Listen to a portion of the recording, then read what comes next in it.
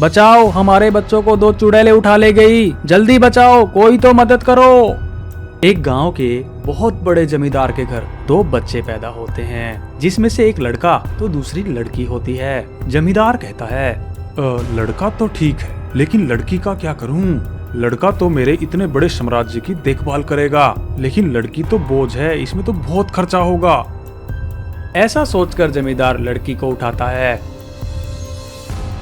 और गांव के ही एक बदनाम खंडहर कुएं में उसको डाल देता है और भगवान से कहता है, हे भगवान, मुझे माफ करना, लेकिन मुझे लड़की नहीं चाहिए। ऐसा कहकर वह वहां से चला जाता है, लेकिन वह कुआं जिसमें उसने उस लड़की को फेंक दिया था, उसके दूसरी तरफ चुड़ैल लोक था, जहां पर बहुत सारी चुड़ैलें घुमा करती थी। वह लड़की एक चुड़ैल लोक में पड़ी थी और जोर जोर से चिल्ला रही थी। उसके रोने की आवाज एक भयंकर चुड़ैल सुन लेती है। वह चुड़ैल कहती है, ये तो किसी इंसान के बच्चे की रोने की आवाज है। इससे पहले दूसरी चुड़ैलें उसके पास पहुँचे, मैं जाकर उसे उठा लेती हूँ। ऐसा कहकर वह चुड़ैल बिना टाइम गवाए उस लड़की के पास जाती है। आज तो दावत होगी। वह जैसे ही उस लड़की को उठाने लगती है, एक नागिन वहां पहुंच जाती है। नागिन अपनी शक्ति से उस चुड़ैल को वहां से भगा देती है। वहां हो रही लड़ाई को देख बाकी सारी चुड़ैलें पहुंच जाती हैं और इकट्ठा हो जाती हैं। नागिन उन्हें भी अपनी शक्ति से मारकर भगा देती है और कहती है, ये मेरी बच्ची है, इसे हाथ भी मत लगाना, चली जाओ यहाँ से। नागिन उस बच्ची को उठा लेती है और कहती है, बहुत ही प्यारी बच्ची है, इसे तो मैं पाल लूंगी। ऐसा कहकर वह उसे कुएं से बाहर ले आती है और अपने जादू की शक्ति से एक घर बनाती है और उसमें रहने लगती है। नागिन कहती है, इसे पढ़ाना जरूरी है, लेकिन मैं इसे पढ़ाने के लिए स्कूल नहीं भेज सकती। अगर मैं उसे वहाँ भेजूंगी तो सभी चुड़ैलें इसके पीछे पड़ जाएंगी और एक न एक दिन इसे खा जाएंगी। ऐसा कहकर वह नागिन उसे घर में ही पढ़ाने लगती है। जो स्कूलों में शिक्षा मिलती है वह उसे वहीं देने लगती है। देखते ही देखते वह लड़की भी बड़ी हो जाती है और जमींदार का लड़का भी बड़ा हो जाता है। लेकिन जमींदार का लड़का बहुत ही निकम्मा था। वह कोई भी काम धंधा नहीं किया करता था और जुए में जमींदार के सारे गहने पैसे उड़ा दिया करता था। उसके ऐसा करने से जमींदार एक दिन कंगाल हो जाता है और उसकी हालत इतनी खराब हो जाती है कि वह खेती करने लगता है। जमींदार कहता है, हे भगवान, कैसा निकम्मा बेटा दिया है। मैंने मेरी बेटी को फेंककर बहुत गलत किया। आज अगर वह मेरे पास होती तो मेरा काम में हाथ बटाती। अब मैं क्या करूं भगवान, मेरी बेटी को वापस कैसे लाऊं? तभी एक दिन कुछ चुड़ैलें भेष बदलकर गांव में घूम रही थी। फिर उन्हें वह लड़की दिखाई देती है। एक चुड़ैल कहती है, बहन, ये तो वही बच्ची है जिसे नागिन ने बचाया था। इसकी खुशबू हूबहू वैसी ही है। ये वही लड़की है, लेकिन बहन, नागिन यहीं घूम रही है। अगर हम इसे पकड़ेंगे तो नागिन हमें मार देगी। कुछ और तरकीब लगानी होगी। तभी दूसरी चुड़ैल कहती है, अरे हाँ बहन, मैंने देखा था, एक जमींदार इस लड़की को कुएं में फेंक गया था। तभी चुड़ैल नागिन की बेटी के पास जाती है। क्योंकि उसने भेष बदल रखा था, इसलिए नागिन उसे पहचान नहीं पाती। वह उसकी बेटी से कहती है, ये तुम्हारी माँ नहीं है, तुम्हारे माँ बाप तो एक जमींदार हैं, जिनकी हालत आजकल बहुत खराब है। तुम्हें उनसे मिलना चाहिए। नागिन की बेटी कहती है, क्या तुम सच कह रही हो? मुझे तुम्हारी बातों पर यकीन नहीं हो रहा। हाँ, ये बात सच है। चाहे तो तुम जाकर अपनी माँ से पूछ सकती हो। नागिन की बेटी अपनी माँ से कहती है, क्या तुम मेरी माँ नहीं हो? मैंने सुना है मेरे माँ बाप जमींदार हैं। तुमने आज तक मुझसे झूठ बोला। मैं उनके पास जा रही हूँ। ऐसा कहकर उसकी बेटी वहाँ से चली जाती है। वह दोनों चुड़ैलें सब देख रही थी। चुड़ैल कहती है, नागिन की बेटी नागिन से अलग हो गई। अब इसे पकड़ना बहुत आसान है। अभी हमें भूख लगी है, चलो कुछ गांव के बच्चों को चुराया जाए और जाते जाते इसे भी उठा लेंगे। ऐसा कहकर वह चुड़ैलें कुछ बच्चों को चुराने निकल पड़ती हैं। नागिन की बेटी उनके माँ बाप से कहती है, तुमने बचपन में मुझे कुएं में क्यों फेंक दिया था? तुमने ऐसा क्यों किया? अपनी बेटी को देखकर सरपंच को यकीन नहीं होता और उसकी आंखें फटी की फटी रह जाती हैं। तभी वह चुड़ैलें अब गांव के कुछ बच्चों को उठा लेती हैं और वहां से भागने लगती हैं। गांव वाले जोर जोर से चिल्लाते हैं, बचाओ बचाओ, हमारे बच्चों को 2 चुड़ैलें उठा ले गई, जल्दी बचाओ, कोई तो मदद करो। नागिन की बेटी उन्हें देख लेती है। वह कहती है, मेरी माँ तो एक नागिन है, उन्हें बचा सकती है।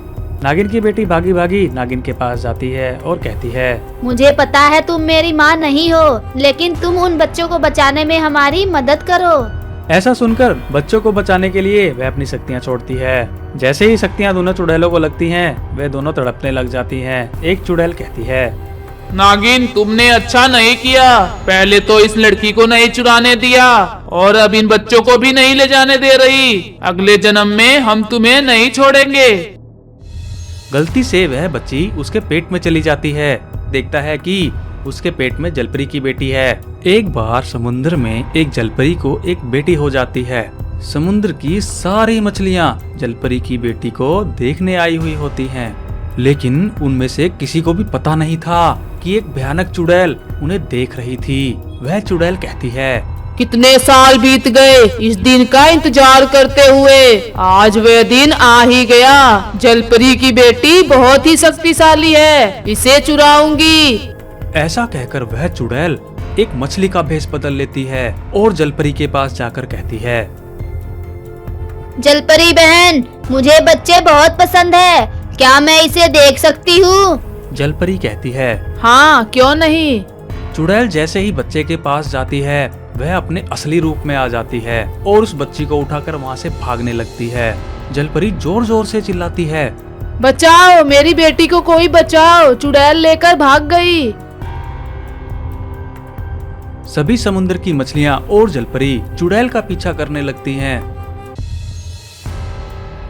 तभी चुड़ैल का पैर समुद्र के एक पत्थर से टकरा जाता है और वह बच्ची उसके हाथ से छिटक जाती है। वहीं पास में ही एक बड़ी मछली मुंह खोले घूम रही थी।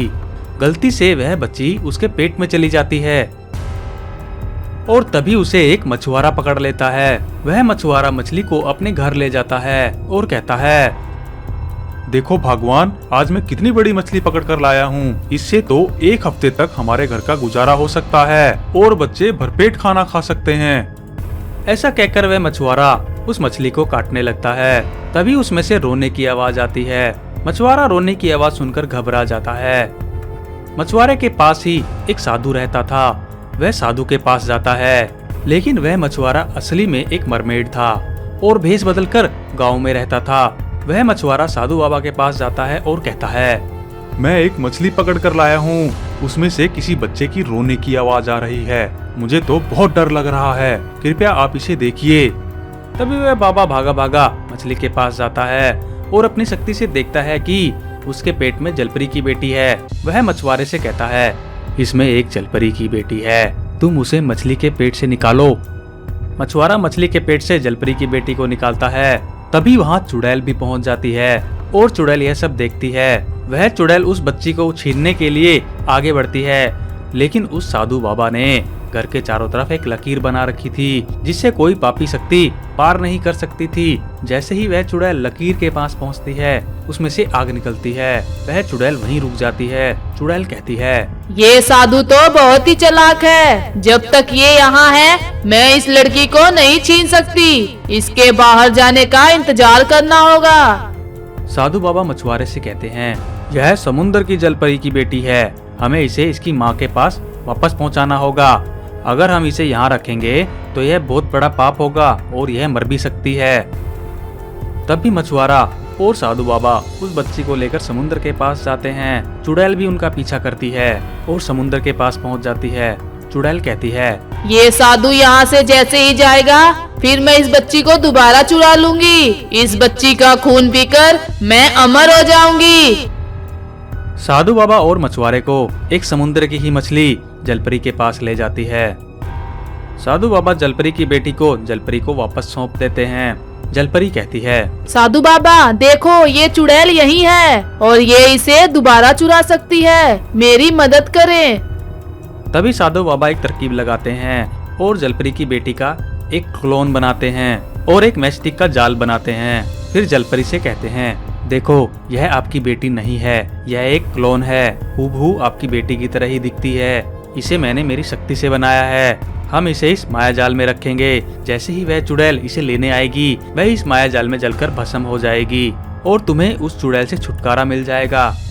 साधु बाबा ऐसा कहकर और उस जलपरी की नकली बेटी को मायाजाल में रखकर थोड़ा दूर चले जाते हैं ताकि चुड़ैल को लगे कि साधु चला गया है। चुड़ैल साधु को जाता देख बहुत खुश हो जाती है और कहती है, जल्दी से भागकर उसकी बेटी को उठा लेती हूँ, कोई नहीं है। चुड़ैल इतनी उतावली थी कि वह भागी भागी बच्ची को उठाने के लिए उस मायाजाल में चली जाती है। जैसे ही वह उस मायाजाल में जाती है, वह मैस्टिक मायाजाल अपने आप जल जाता है। चुड़ैल कहती है, ये क्या, ये तो छलावा और धोखा है। साधु ने धोखे से मुझे मारा है। फिर क्या, वह चुड़ैल जलकर भस्म हो जाती है। तभी वह साधु अपने असली रूप यानी मरमेड में बदल जाता है और मछुआरे को बहुत सारा खजाना देता है और कहता है, लो, अब तुम्हें समुद्र की मछलियों को पकड़ने की कोई जरूरत नहीं है, खुशी से अपना जीवन जियो।